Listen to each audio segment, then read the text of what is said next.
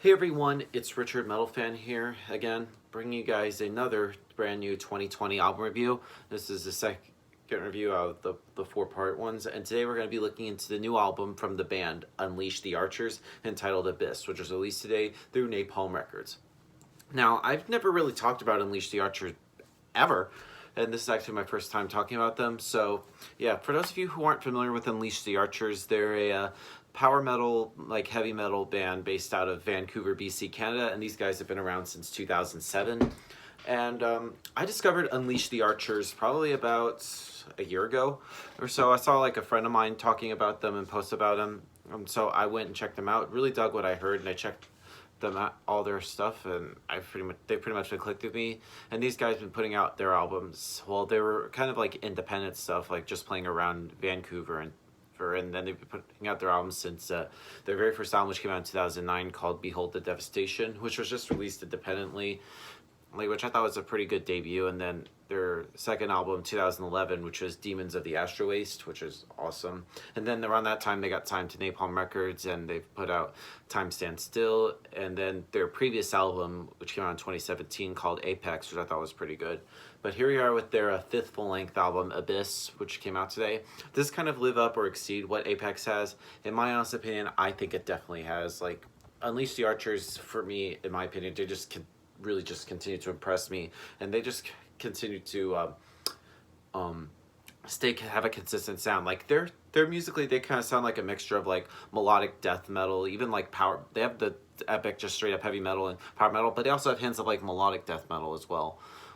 Just the one thing to note is the production is just great.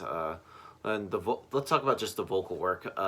From, in my opinion, one of the best vocalists I've heard, Brittany Hayes, or Brittany Slays, as she's probably known as. Like, damn, like she is, in my opinion, one of the best vocalists I've heard. Like, I think she deserves more recognition. Like, she has like a really great high range. Like, her voice kind of like, I don't know, it's hard to describe it. Like, it has like, kind of reminds me of just like straight up like 80s metal. Like, it just gives it like that whole like vibe going around it. And just, there is a little bit of like harsh vocals from the guitarists Grant Trudell and Andrew Kingsley. Like, they do it a little bit, sort of like backing sort of like the cleans from Britney. And that's why I hint, like, they have a little bit of that mellow death thing with the growling. But yeah, and Grant and Andrew's guitar playing is pretty tight. Like, they definitely, and just like the soloing and just shreddy stuff that they do is great.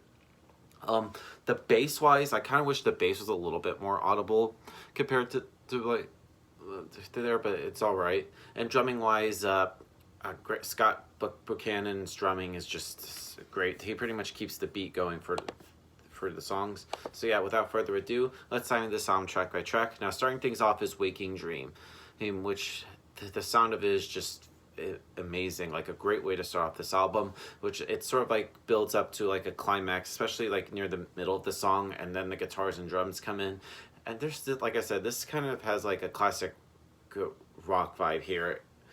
And this song just still like Unleash the Archers, and I think it's a pretty good way to start off this album. And then we move on to the title track of the album, being Abyss, which starts off with some synths, and it's really up here in the song, and some great riffs, and Brittany shows off her amazing vocal range, and there's some really good melodies on the song, and I really love the dual guitar work from Grant and Andrew. Another great song. Through Stars, when I first heard this song, this has a little bit of a progressive metal feel, especially like in the beginning of the song. It kind of reminds you a little bit of like Dream Theater meets Queensryche, and the chorus sounds a little bit like a ballad almost, and the band here pretty much knows how to strike like a balance between like intensity and melody, and I feel like the track kind of like leans on like the latter here. Moving on to The Legacy, which starts off with a riff which kind of sounds very kind of like black metal-esque, and the vocals kind of sound very 80s sounding from Britney. That's pretty much what, like I mentioned before, she kind of like is it that kind of vibes here. And this track also sounds very atmospheric.